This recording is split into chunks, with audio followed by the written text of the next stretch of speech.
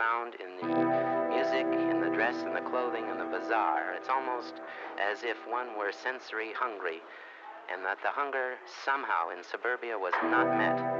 And it is my very definite opinion that until we find modalities of stimulating the young mind and body within either the school setting or in the community where they can feel a part of something, where something has meaning, where there's feedback from, say, adult to youth and youth to adult, that we're going to be missing the boat in any educational program. Yeah, so we fell asleep to the sound of the waves and the occasional bark from young Rupee lad.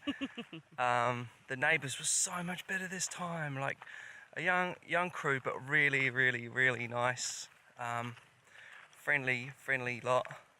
Didn't make too much noise considering they're on the juice, so that was great. It was really peaceful, wasn't that? It was so peaceful. We got back at about 10 o'clock from the dunes and it was dead quiet. It was lovely.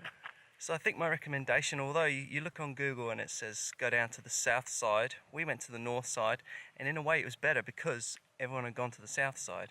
So you actually had quite a bit more peace and quiet up this way. Still very busy down here. Still a lot of people, even for the Sunday. We're here on a Sunday now. But we got woken up to a lovely sunrise and thought we'd take Rupee and ourselves down to the beach for a bit of a swim, throw the drone out, and see what it looks like this morning. So we'll catch you in a little while.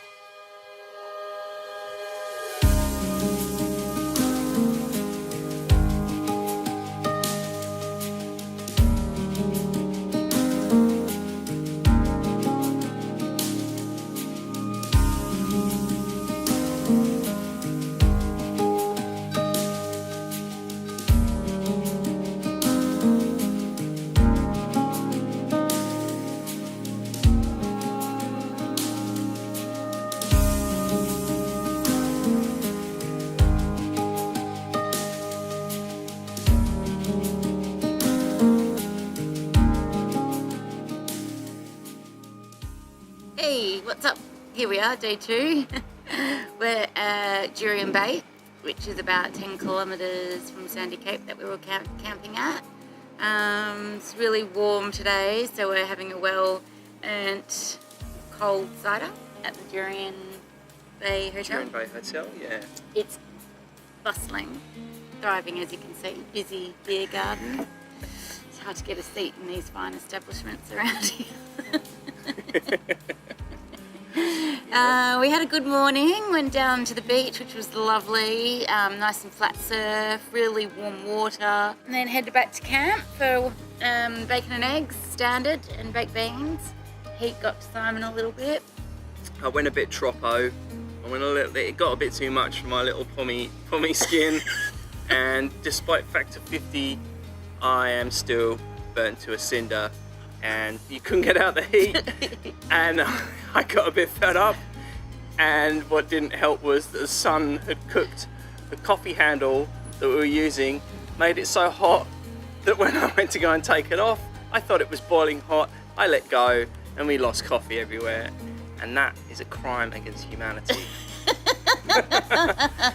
But sadly that campsite doesn't have a lot of shade, unfortunately, so a lot of the campsites are in the sun, which is a bit of a bummer, and we haven't quite got our full kit sorted as yet, so we still need to get a gazebo. That's top of the list. That's the thing. For the next camping expedition, and to make sure we have some shade.